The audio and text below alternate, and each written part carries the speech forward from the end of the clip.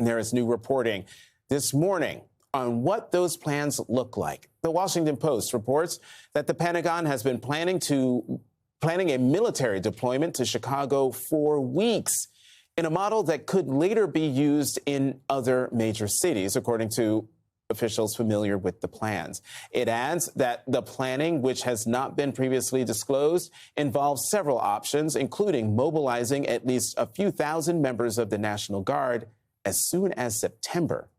The Post also reports that the use of thousands of active duty troops in Chicago also has been discussed, but is considered less likely at this time, according to two officials.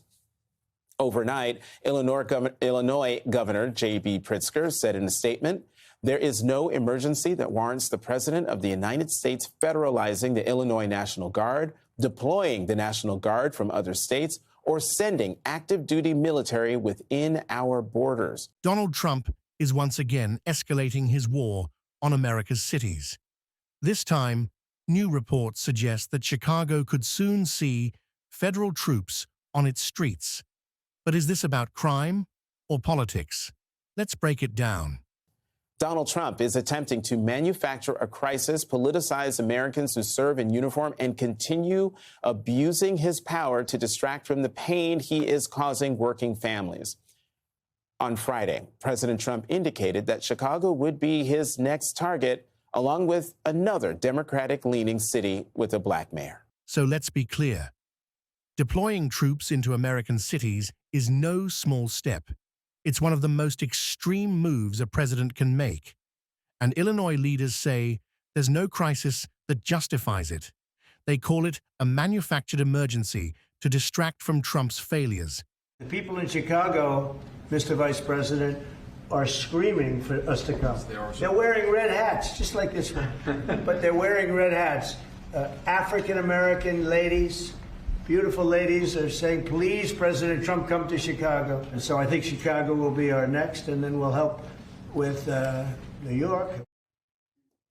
And yet Trump insists Chicago is next, using racially charged language and attacking its leadership. The President of the United States of America has repeated this, petulant presentation since he has assumed office. And, if the reporting is actually true, what he is proposing at this point would be the most flagrant violation of our Constitution in the 21st century. The city of Chicago does not need a military occupation. That's not what we need. In fact, we've been very clear about what we need. We need to invest in people to ensure that we can build safe and affordable communities. That's what I've done as mayor since assuming office. It's unfortunate that this president is working overtime to divide in his attempt to conquer working families and to conquer cities across America. But this is clearly a violation of the Constitution, and we're going to remain firm and vigilant in our commitment to ensure that our democracy is protected and our humanity is secured.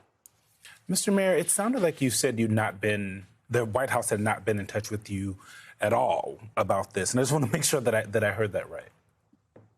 That is correct. There has been no formal communications from the Trump administration to my administration. There's been no formal communications from the White House to our governor.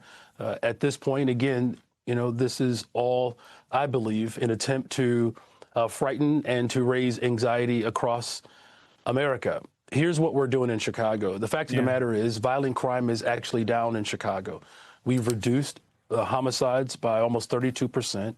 Shootings and shooting victims, we've reduced that by nearly 40%. Robberies are down 35%.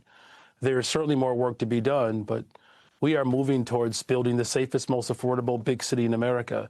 And what the Trump administration is attempting to do is to roll back the hands of time and take us to a time period in which we know from the Civil Rights era where Dr. King described this type of act as one of the three evils. The militarization of our society is not who we are as a country. And I'm going to remain firm and vigilant to make sure that we're actually doing the work that works. And what we have seen in Chicago, when we invest in people, we drive violence down, whether it's investing in youth employment, investing in affordable homes. and quite frankly, investing in our Detectives Bureau, where we have revamped our entire detectives division to be able to solve violent crime. And we have a clearance rate of almost 77, 76%. And so we're solving crime, we're reducing crime, we're investing in people, and that's what's working for the people of Chicago.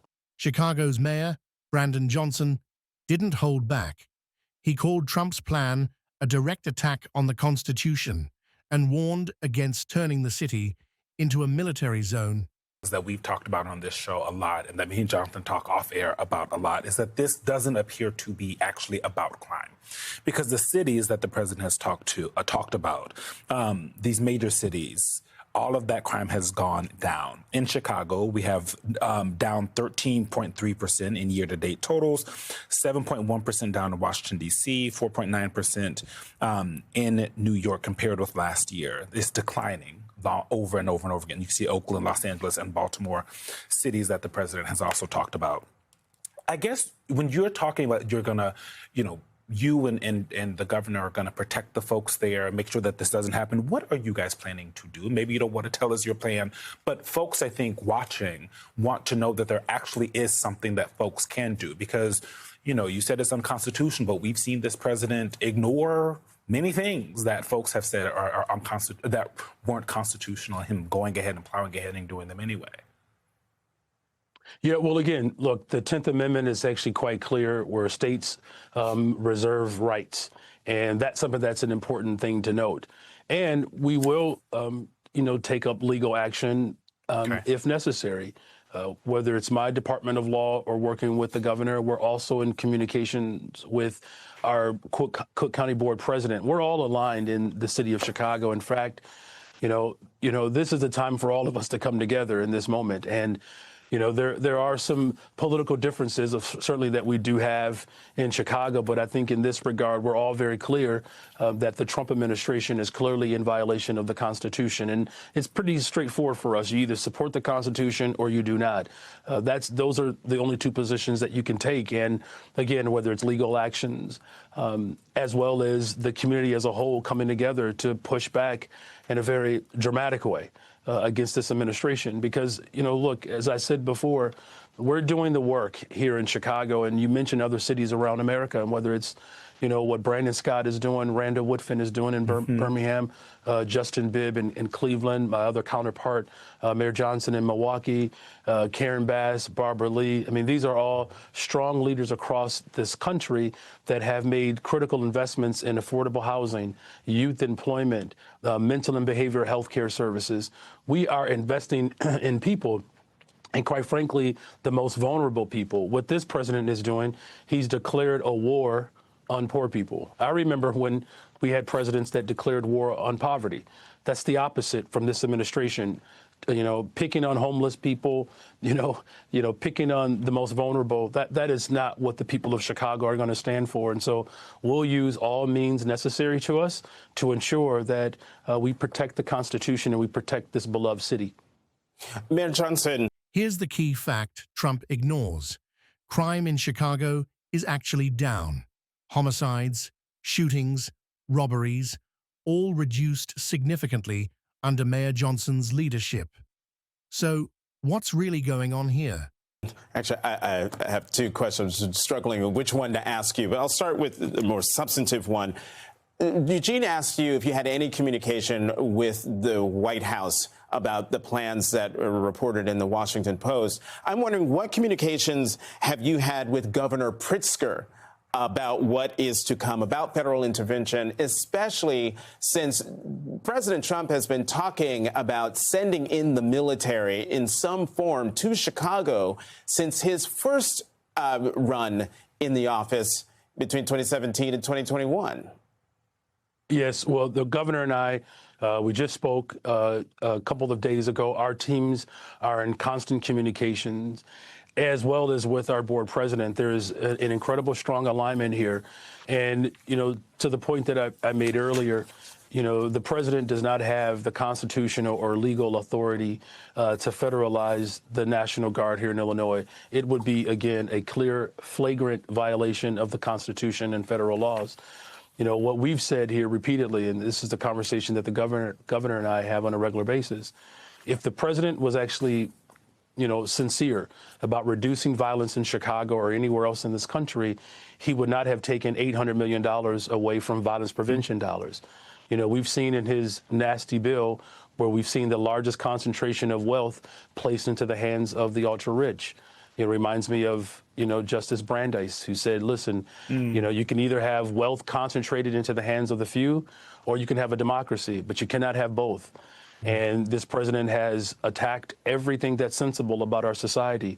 He's taken food away from families. He's taken medicine away from families. He's defunded our education system.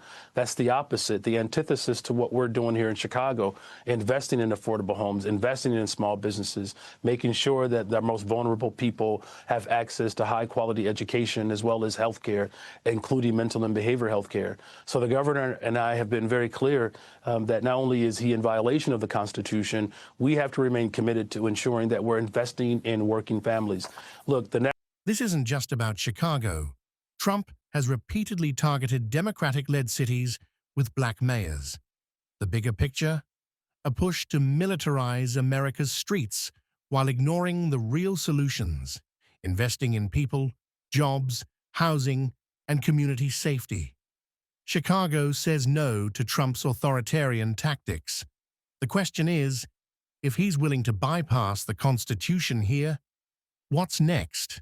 And how far could this crackdown go across the country?